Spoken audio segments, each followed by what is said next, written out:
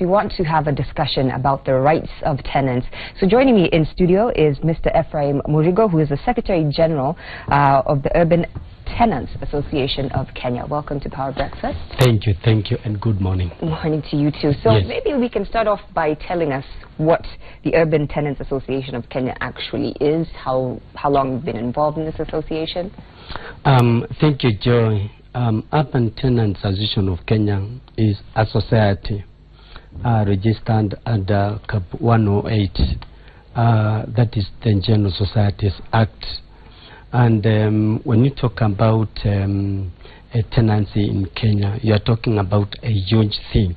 You are actually talking about more than 25% of the population of this country. Our business on daily basis is to handle the huge and very demanding welfare of tenants, and backed with their obligations. Landlords and tenants in Kenya both work together. Many people not differentiate. They think they are tenants and they are landlords. And this morning it's important to tell you that these two people, number one, are very great friends. One pays the other, and the other gives the other space to live in. So our business is equally to manage the welfare atmosphere, to make sure that these two parties are able to coexist, and if need be, we come in before somebody rushes to court. We know in many occasions either the landlords or the tenants would want to square out their matters in court, but we always advise both parties that before you end up going to court, it is very, very, very important that you try to seek advice from all corners of legal circles, so that you know as you move to court, number one, it takes too long to go through a court process and get an issue resolved. So our work is to maintain their welfare for both parties. Make sure that you understand what going to court means, and you understand whether you stand in a chance before you move into court. So when we do that, we have seen many landlords saying, no, I'm not going to court, and instead I'd better talk to my tenant and see whether they are able to work together. They have always worked together. So our core business is to manage the relationship between the landlord and the tenant over this country. So it is a fairly large group of people who are either tenants or landlords, like you said. So how knowledgeable is the average Kenyan of their rights as a tenant?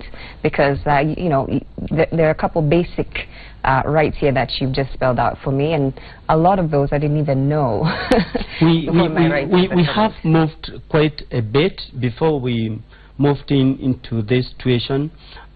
You'd have noticed very many evictions.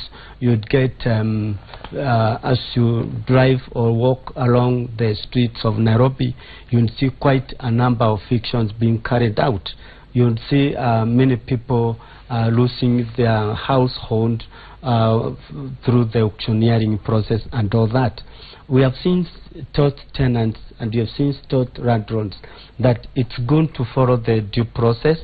And the due process is that you must follow the notices, periods that are provided in law.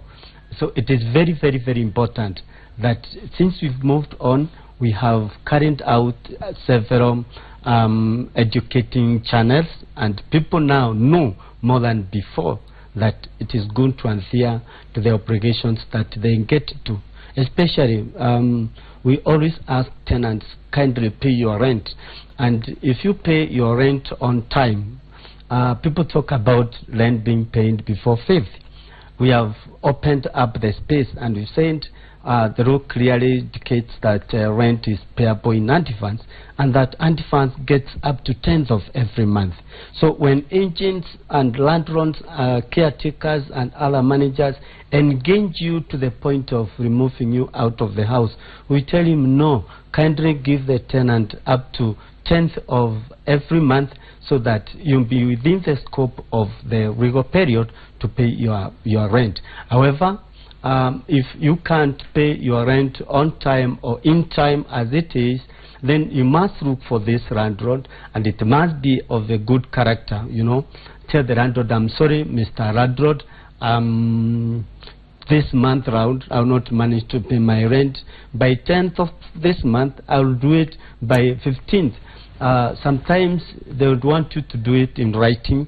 Sometimes it's going to approach the landlord.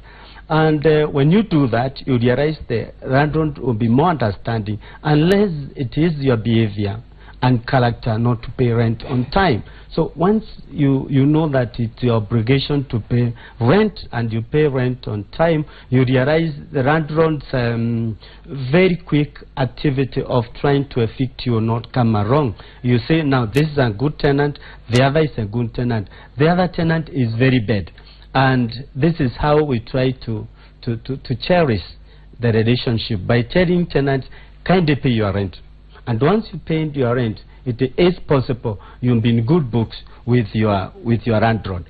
And then we also advise landlords on the other side, once this tenant has paid up his rent, kindly keep off, kindly give them good security, give them water, give them what they need, and give them what you promised.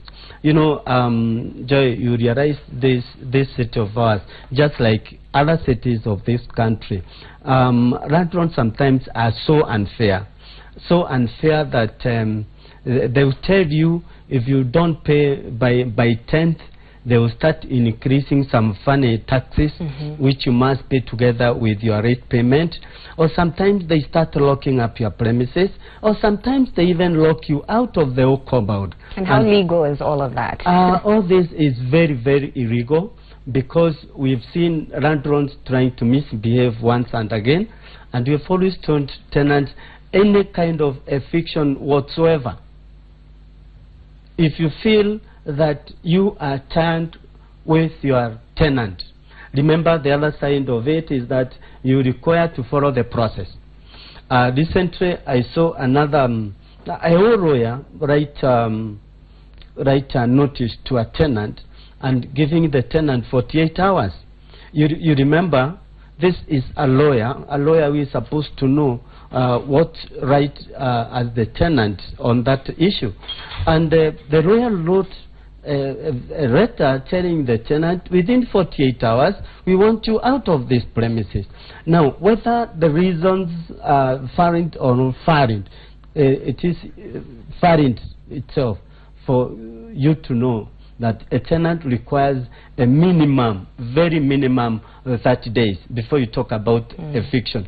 Now, within 30 days, then you need to calculate and know what process you want to follow, depending on why you wanted to get the tenant out of the premises. Again, Joy, rentals are in two spheres. There is tenancy that involves residential, very important, tenancy that involves commercial. So these are two different areas, and every area has its own way of sucking people out of the house in the name of evicting. Well, you mentioned security management a little bit earlier, and specifically in a residential space. Yes. There are places where you go in Nairobi to a certain estate, yes, and they lock the gates at yes, a certain time, so they have sort of like an imposed curfew. Yes. Is that legal? It is so illegal, not even illegal, it is inhuman. When you lock out your tenants, especially when it's raining like now, you find jam from Nairobi starts from 4:30, and a person either driving to Umoja will take a minimum of 3 hours. Now, when you tell people that by 10:30, I have seen it working in Kagem area, in Odero area, sometimes in Uruma, where landlords say after 10:30 we lock you up. Why? Because the landlord lives within the area, and he fears that the opening and the opening and the opening of the gate, maybe some thugs may come in. And I always advise my friends, the landlords, put up a security network to camp any kind of thuggery. After law, the law allows all landlords in all residential areas to take care of security, not unless you live in your own rented premises and compound that warrants your